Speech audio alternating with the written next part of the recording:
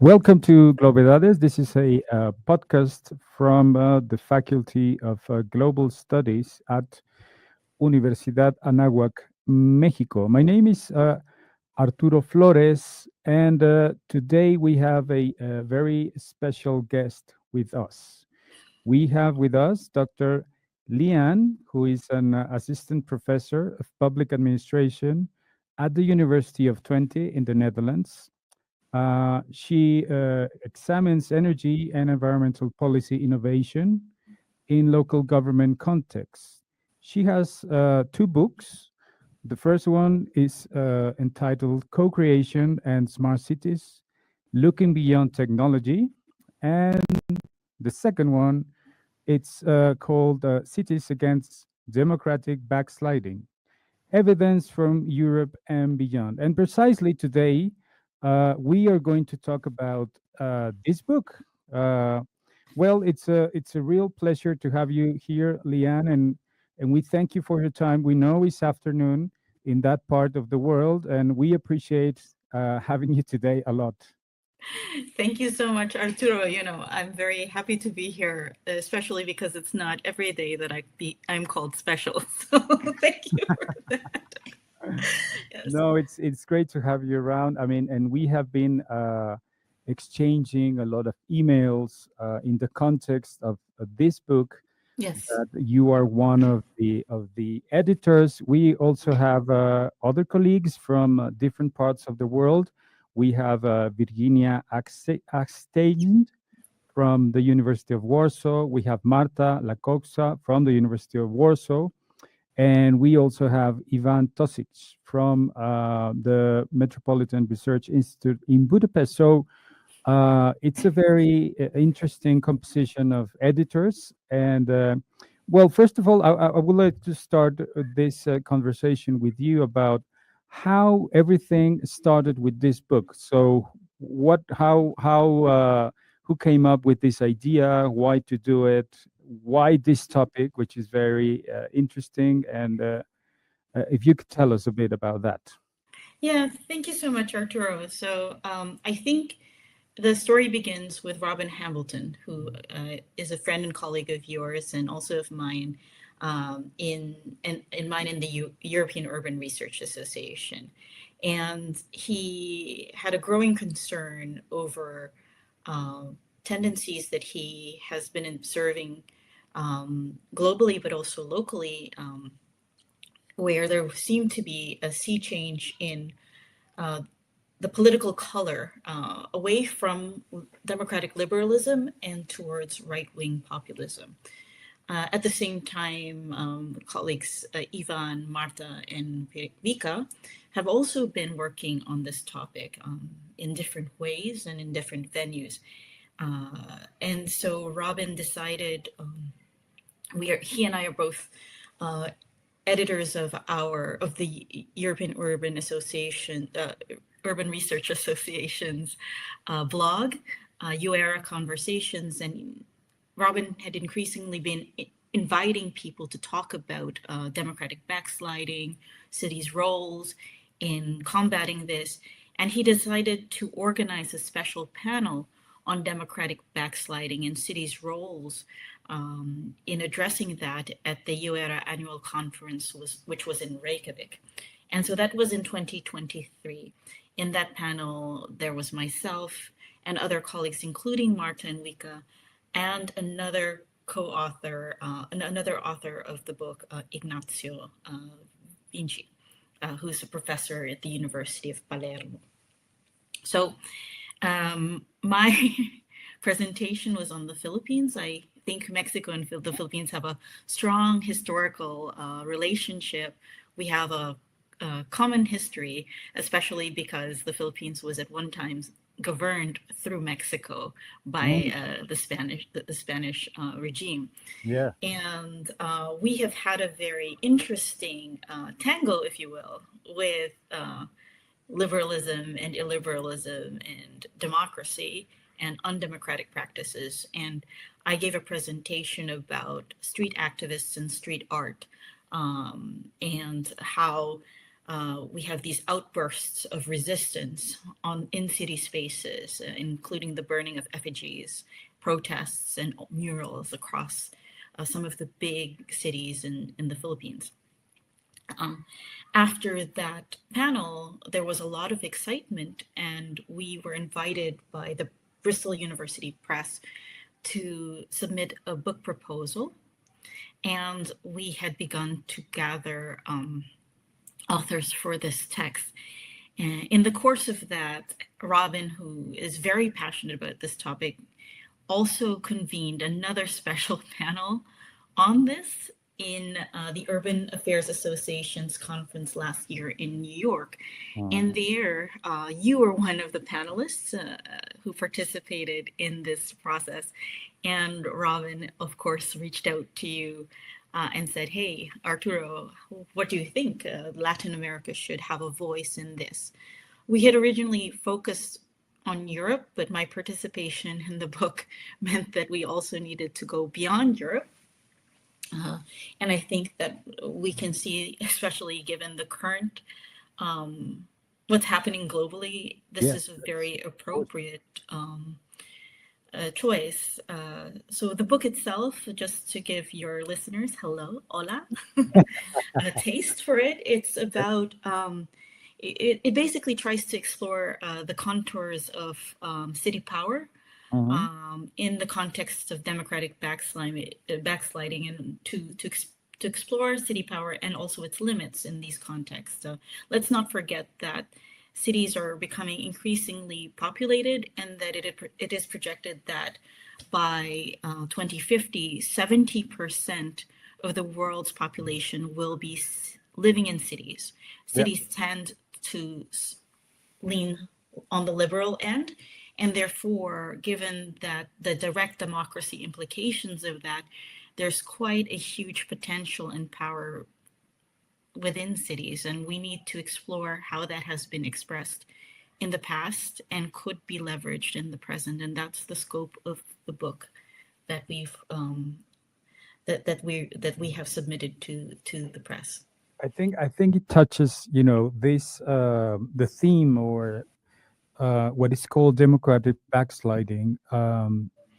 It's been an issue that's been around, and probably it hasn't been explored properly, or how it is affecting many, or how it is creating many tensions, not only between state and, for example, regional governments and local governments, or federal governments and local governments, but also, I think, with the current situation that we are experiencing globally, we are looking at how democratic backsliding can be something global. In fact, Yes. well, when you have, well, I don't need to mention any names, but you have the superpowers struggling and going in directions that we never thought, that we never imagined before, and doing everything without considering the institutional structure of international organizations, forgetting about all the aspects of global governance which have prevailed throughout history, and looking at, scenarios that we didn't see before, right? Yeah, unimaginable scenarios. Mm-hmm. Yeah. Yeah. So I think this book is it's very you did a very good job in the sense of trying to cover several, well, almost all the regions, and also inviting authors, with different backgrounds and Yeah. perspectives. And I believe, well, it's a very, very good effort made by you. As you said, I was invited by Robin to be part of this initiative, and I feel honored about that, and to have met you, and Marta as well, with all the hard work that you put together. I think it's going to be a very good uh, volume. Now, in terms of populism, because populism, I think it's at the core of the book. It's uh, Yes. like the backbone of the book, because we talk, or we discuss about populism in different contexts, and I don't know what you think, but I believe that populism has been transformed into this way of government that doesn't necessarily have an ideology, because in the past I think we used to link it more to right wing type of administrations, but we also have left wing Yeah. types of populism, and nowadays we are looking at some examples in some European governments where we have a mix of both. So so what's your perspective on populism at the moment, and what do you think is going to happen in the near future with more I think governments perhaps are going to the extreme right or to the extreme left, but the thing they have in common is that they seem to be quite populist on both ends, right? So what do you think about this? Yeah. Well, I have a lot of thoughts, and I think I really encourage the readers to, the listeners to read the book, because there are vast perspectives in the book. And I also learned a lot in editing it about different perspectives on populism. What do I think about it? I think it's a very dangerous time, especially when populism is coupled with authoritarianism, and I think that that's what we're seeing. So you have, I think you put it correctly in the chapter that you wrote, that we have these authoritarians who use populist fervor, regardless of whether it's left or right wing, in order to justify illiberal actions, right? So they say the people wanted it. They put me in power. You hear interesting characters across the board in Latin America, in the Philippines. That person, by the way, is now in prison Mhm. in The Hague, thank goodness. But also across, even here in Europe, you hear them say, "Oh, I am allowed to do this, and not only am I allowed to do this, I have a mandate to do this because I've been put into power to do this, irrespective of what the Constitution says, irrespective of what my mandate is here and my responsibility is towards the people." But so populism then becomes, in many of the cases that are covered in the book, a weapon against democracy, or at least against democratic institutions. And I think that that is what makes it dangerous. It can also be dangerous in insidious ways, right? It could lead to, sometimes if you have people come to power who don't have authoritarian personalities or tendencies, they could just become populists who are not qualified or incompetent to do their jobs. And even then they are harmful because they're unable to guide and provide leadership for their nation states during difficult times. And we are experiencing a particular difficult time with global challenges, not just in the economy, but also the environment. And so even having a non-authoritarian but incompetent leader, and we've seen that in some European states, is dangerous because people need government to provide critical public services, from education to healthcare, and having somebody who is not equipped to do that is also has implications on our wallets and in our day-to-day lives. And so whether it's an authoritarian populist or just someone who has solely one agenda and sacrifices all other responsibilities or governance responsibilities to move their agenda forward, I think we should be watchful of that and understand that ideologies, regardless of left or right, have a purpose and a meaning, and also a role in society. They are there to balance each other out, to make sure that every sector of society is represented, and to create policies that can meet the needs not just of some people or one person, but to meet the needs of many. And so there is a need for debate.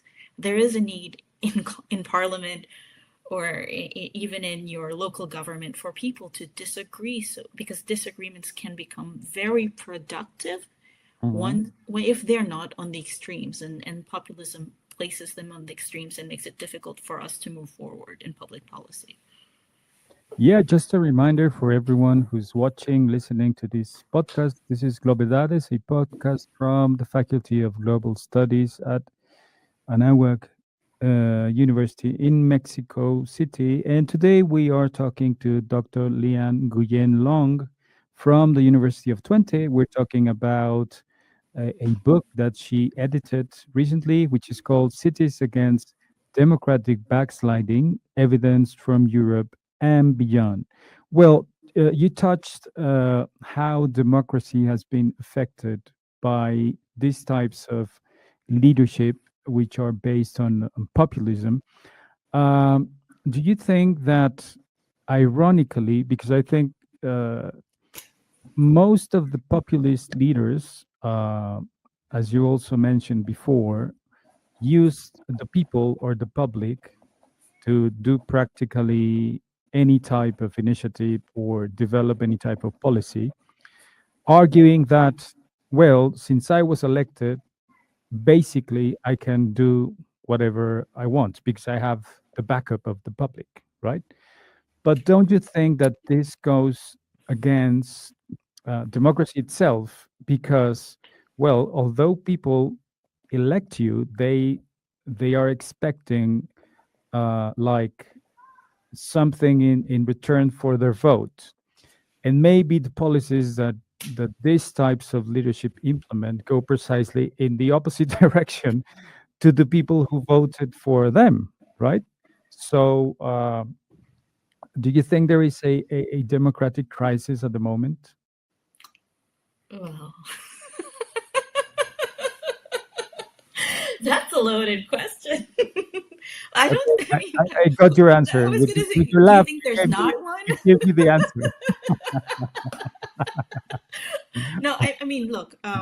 So again, I say, like, I come from a country that has had a very fun tango, Yeah, if you could call it fun. I mean, tango or tango yeah, with democracy. We've also had a rich experience with colonialism, so maybe related, and neo-colonialism. But yeah, I think that we are experiencing a crisis, and I'll try to make an analogy, and I don't know if your readers, I keep saying readers, but listeners, I'm so sorry.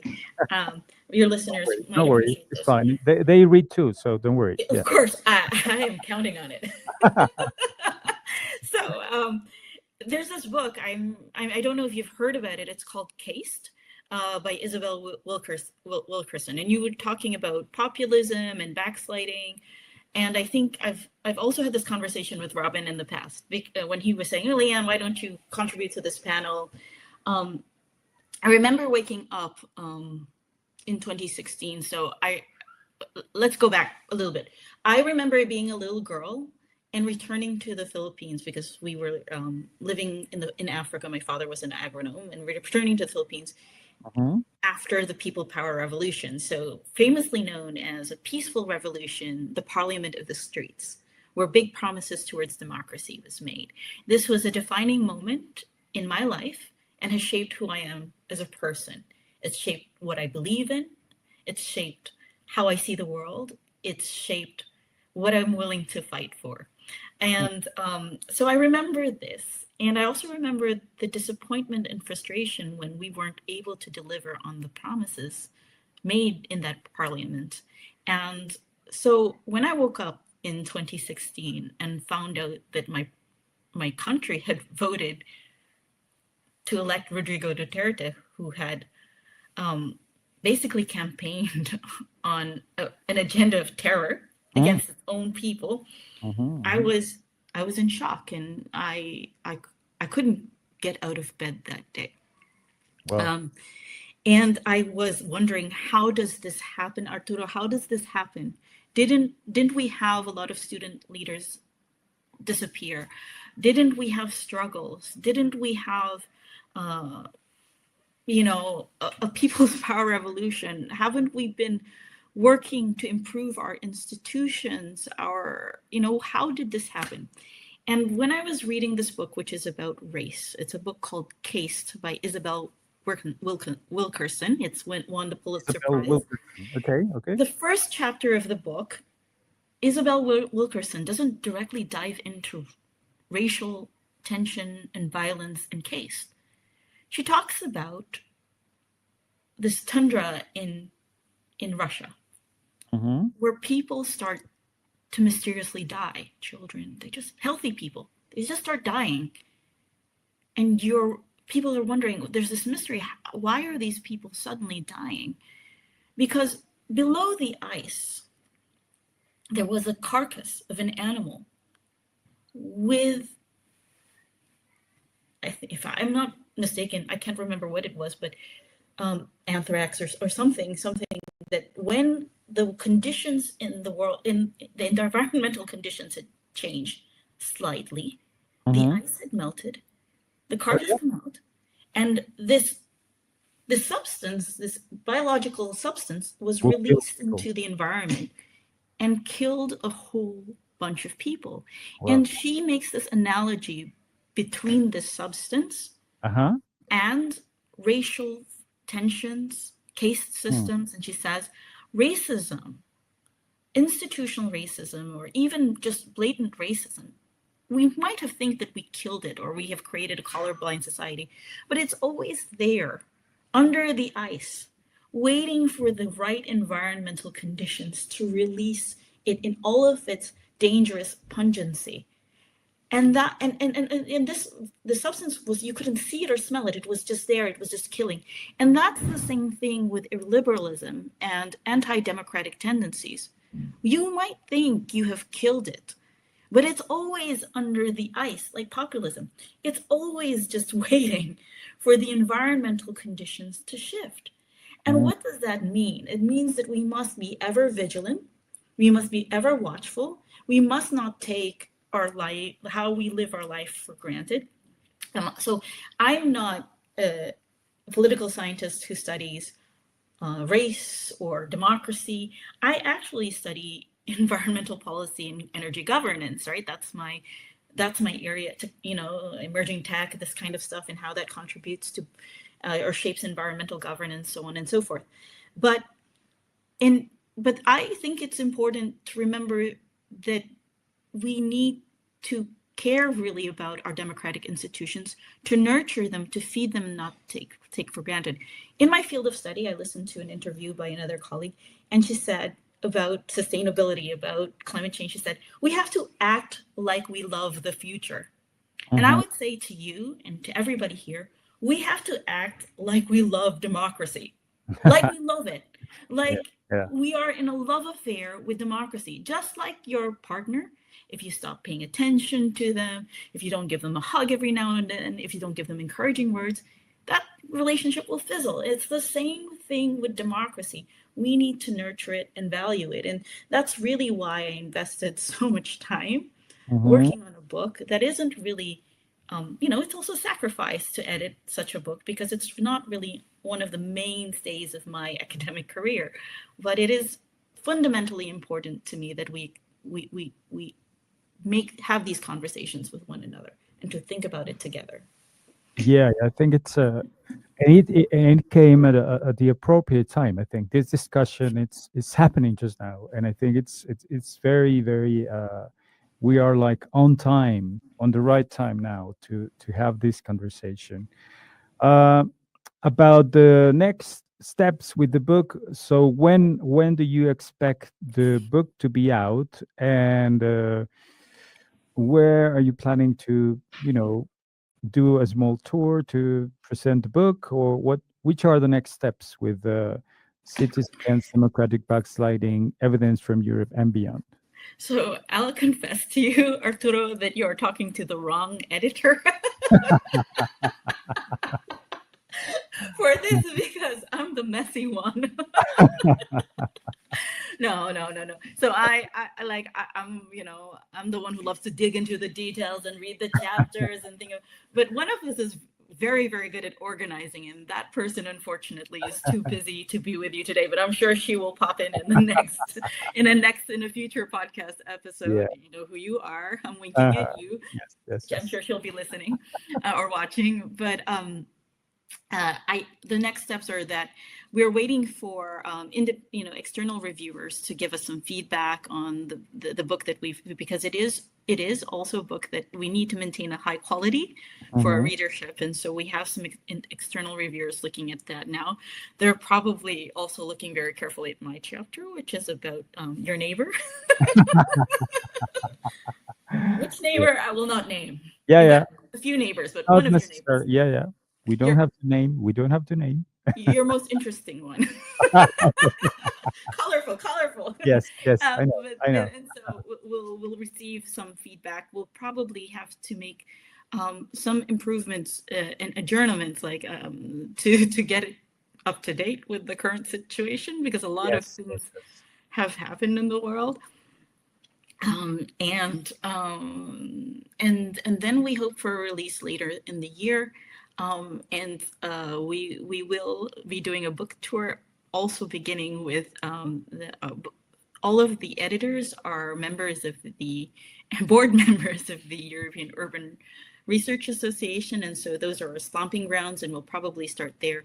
But we're hoping to also bring it we're all in different countries in Europe and also outside of Europe, and so hopefully we'll also do some book tours and book signings outside of our stomping grounds. Perhaps I can come to Mexico. You can invite me. Of course, we'll love to invite you here to present the book and sign a lot of books. Dedicated. Well, you'll have to sign next to me because you're an author. I will be there. Oh.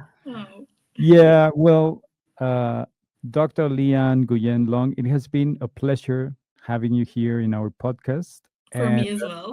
I hope it's not the last time. I'm sure it's not going to be the last time. Thank you.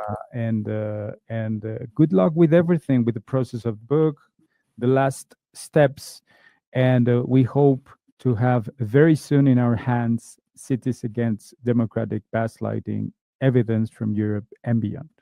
Thank you so much, Arturo. Thank you for inviting me to speak with you and your audience today. I really hope that they enjoy the book or they have a chance to read it, and I'm looking forward to speaking with you soon. Have a nice day and enjoy the weather. Thank you. This is Globedades, a podcast from the Faculty of Global Studies at Universidad Anáhuac, Mexico. We'll see you in the next one. Until then, bye-bye. Bye.